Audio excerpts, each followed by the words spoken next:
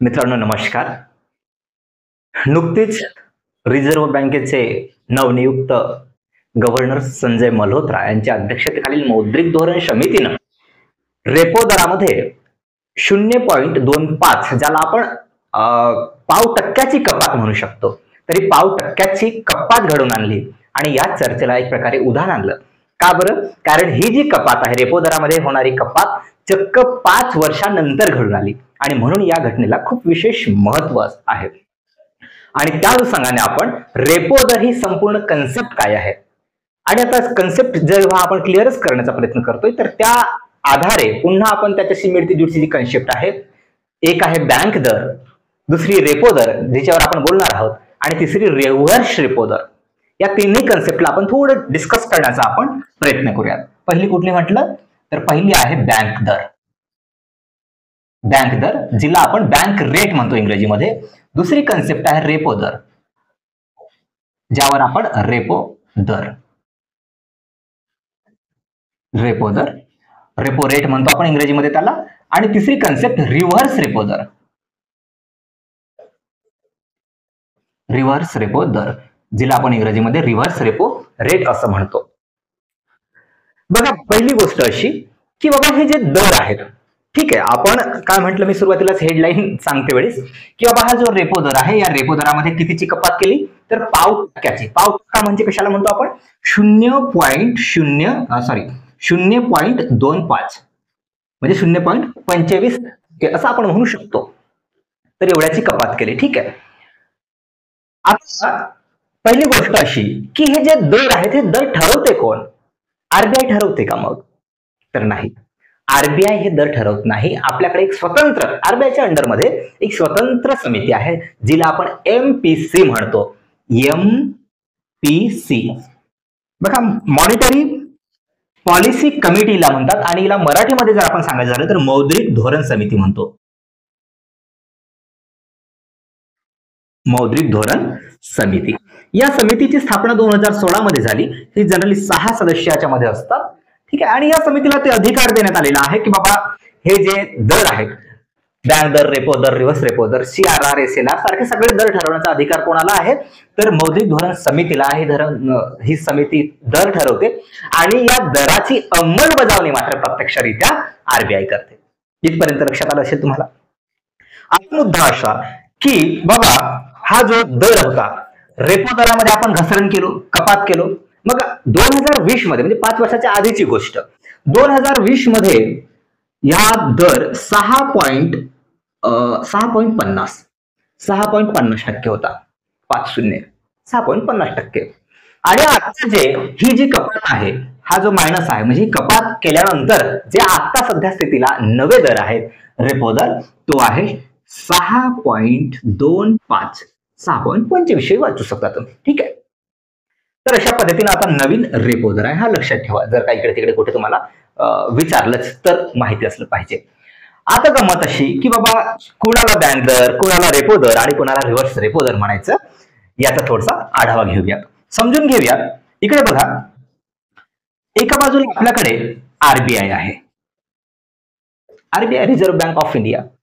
प्रत्येक देशाची एक मध्यवर्ती बँक असते. आपण आपल्या देशामध्ये आपल्या देशातील मध्यवर्ती बँकेला आरबीआय म्हणतो, ठीक आहे, रिझर्व्ह बँक ऑफ इंडिया. आणि ही झाली एक मध्यवर्ती बँक आरबीआय. आणि बाकीच्या इतर बँका असतात ज्याला आपण व्यापारी बँका म्हणूयात, कमर्शियल बँका, व्यापारी बँका. स्पष्ट लिहितोय जेणेकरून तुम्ही कन्फ्युज होऊन, व्यापारी बँका. आता गंमत काय असते की व्यापारी बँकांचा एक उद्देश असतो नफा कमवणे, बस. रिझर्व्ह बँकेचं असतं कोण? नाही, रिझर्व्ह बँकेचं एक काम आहे की बाबा वित्तीय स्थिरता टिकवून ठेवणं देशामध्ये. यांचं तसं काही नाही, यांचा नफा कमवणे हा उद्देश आहे. आता काय, या टर्म आपण समजण्याचा प्रयत्न करूया. काय होतं की जेव्हा आपण एक सामान्य एखादा नागरिक असेल, आता हा नागरिक बऱ्याचदा आरबीआय कडे जातो का आपण कर्ज घ्यायला? नाही जात. आपण या बँकांकडे जातो, या बँकांकडून आपण कर्ज घेतो. मग आता यांच्याकडे पैसा कुठून येतो हे आपल्याला विचार करावा लागेल. काय होतं की बाबा आरबीआय व्यापारी बँकांना कर्ज देते. कोणाला?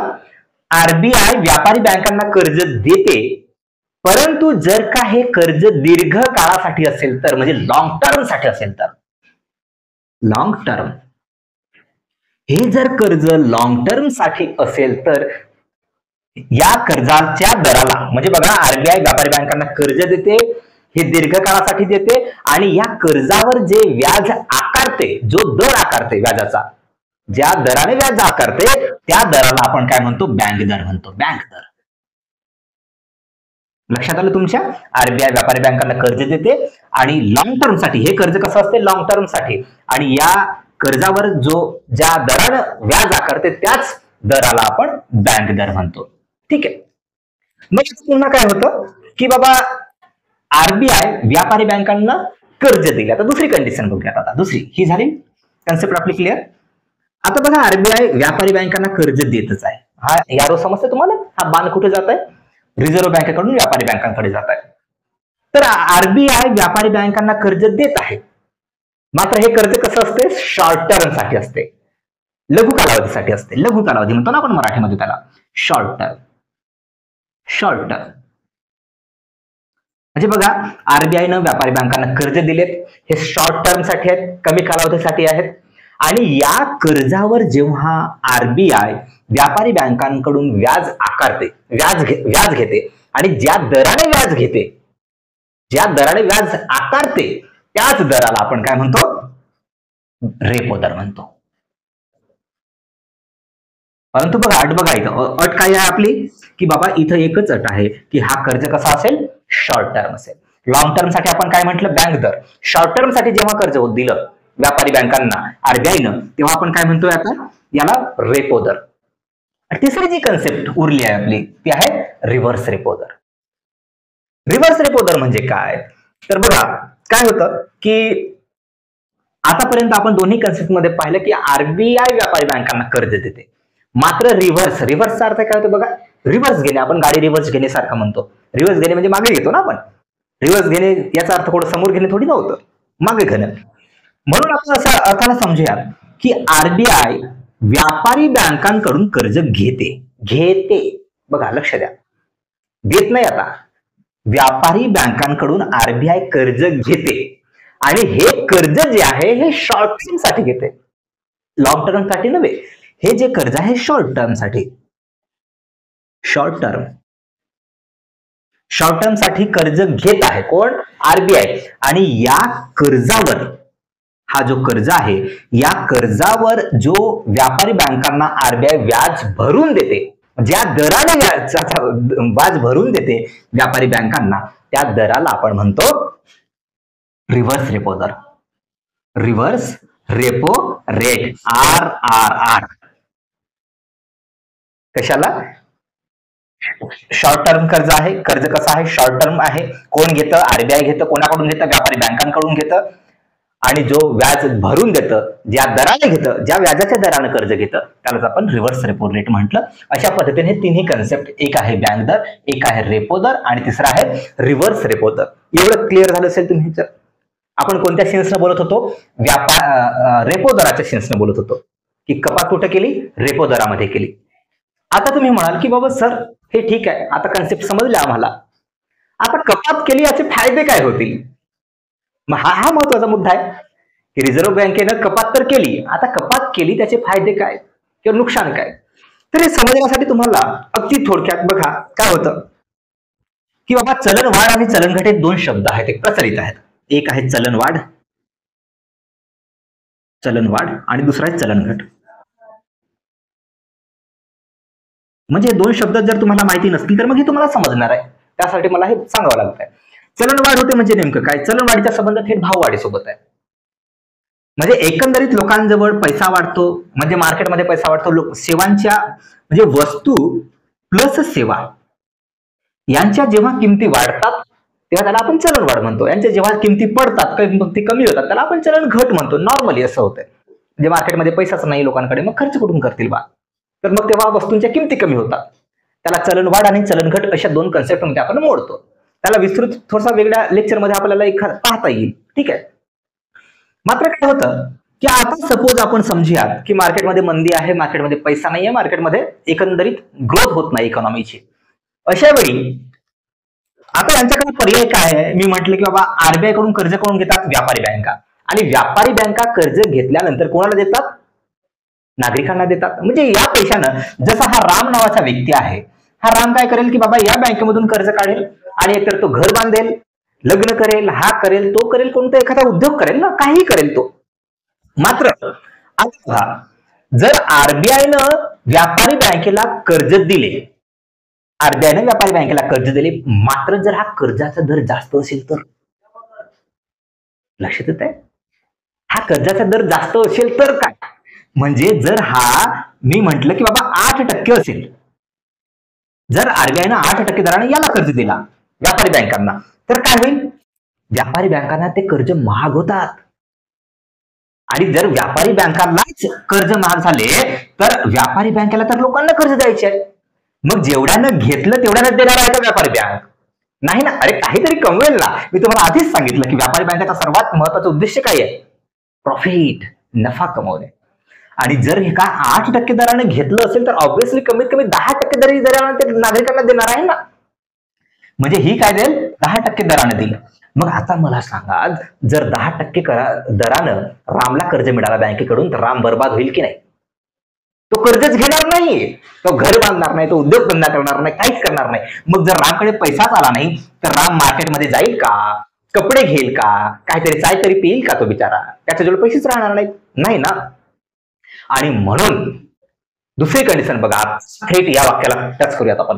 रेपो दरात कमी केली, रेपो दर कमी केलं. आता कमी करण्याचा अर्थ काय होतो, बाबा ज्या दरानं रिझर्व्ह बँकेनं कर्ज दिला होता त्या दरालाच कमी करून टाकला आता, म्हणजे हा दर कमी झाला. आता हा दर जर आपण 8च्या ऐवजी मी म्हटलं 6.25, चला ठीक आहे ओळखलंच घेऊयात आपण, 6.25%. मग आता याला स्वस्त झालं की नाही आरबीआय, व्यापारी बँकांना स्वस्त झालं कर्ज, व्यापारी बँकांना कर्ज स्वस्त झालं की हे स्वस्त दराने आता 8% दराने देतील का आता लोकांना? नाही देणार. मग आता 6.25 आहे तर जास्तीत जास्त 7% किंवा 7.5% देणार आहेत ते. म्हणजे असं समजा की 7% दिला, चला ठीक आहे 7.00% कोणाला देतील, रामला देतील. आता रामला वाटेल की बापरे, अरे वा खूप सुंदर आहे, म्हणजे व्याजाचा दरच कमी आहे ना, म्हणून काय करेल राम, कर्ज घेईल. कोणाकडून, व्यापारी बँकेकडून. म्हणजे बँकेकडून राम कर्ज घेईल. आता कर्ज घेतल्यानंतर पैसे घरातच ठेवणार आहे का? राम एकतर तो खर्च करेल, घर बांधेल, दार बांधेल, काहीतरी काम करेल. म्हणजे तो काय करेल, मार्केटमध्ये पैसा गुंतवेल, मार्केटमध्ये पैसा गुंतवेल. बाजार म्हणजे मार्केटची ग्रोथ होईल. म्हणजे आपण मार्केटची ग्रोथ होणे म्हणजे काय, इंडियन इकॉनॉमीची ग्रोथ होणे, भारतीय अर्थव्यवस्था तेजीमध्ये येईल. म्हणजे प्रत्येक व्यक्ती बँकेकडून कर्ज घेईल, काहीतरी उलटापालट करेल, मार्केटमध्ये जाईल, पैसा इन्व्हेस्ट करेल. आणि जर का पैसा इन्व्हेस्ट करायला गेला तर एकंदरीत म्हणजे तुम्ही बाजारात जाता, बाजारात पैसा खर्च करता, बाजाराला तेजी मिळते. कोणीतरी जर उद्योगदार असेल तर तो उद्योग, त्याचा उद्योग वाढतो, उद्योग वाढल्यानंतर माणसं कामाला घ्यावे लागतात, माणसं घेतल्या की त्यांना ते पगार द्यावं लागतं, पगार दिले की पुन्हा ते खर्च करतात आणि एकंदरीत संपूर्ण अर्थव्यवस्थेला तेजी मिळते. अर्थव्यवस्थेला काय होतं, तेजी मिळते. बघा हा जो बाण आहे ना, हा बाण वर चढतो, अर्थव्यवस्था तेजीमध्ये येते, अर्थव्यवस्थेची ग्रोथ होते. आणि अर्थव्यवस्थेची ग्रोथ करणे हेच रिझर्व्ह बँकेचं उद्दिष्ट आहे. अर्थव्यवस्था मंदीमध्ये जाऊ नये, मंदीमध्ये जाऊ नये याच्यासाठी रिझर्व्ह बँक प्रयत्न करते. मंदीमध्ये कधी जाणार नाही, जर अर्थव्यवस्था तेजीमध्ये राहील तर. तेजीमध्ये कधी येईल, जर हा व्याजाचा दर कमी झाले तर. व्याजाचा दर जर याला कर्ज परवडले तर ह्या परवडणाऱ्या दरामध्ये नागरिक कर्ज घेतात, नागरिक त्यांचे कामं करतात, एकंदरीत अर्थव्यवस्था सुरळीत जायला मदत होते. आणि आय होप या रेपो दराच्या कपातीमुळे अर्थव्यवस्था पुन्हा एकदा संपूर्ण सुरळीतपणे चालावी एवढीच आशा आहे आणि अपेक्षा आहे की या एवढ्या भागामध्ये, आजच्या या लेक्चरमध्ये तुम्हाला या तिन्ही कन्सेप्ट समजल्या असतील, याचे परिणाम काय होतील, याचे दुष्परिणामही काय होतील, याची एकंदरीत तुम्हाला जाणीव आलेली असेल. तात्पुरतं इथं थांबूयात, भेटूयात पुन्हा एकदा नवीन व्हिडिओमध्ये. तोपर्यंत नमस्कार.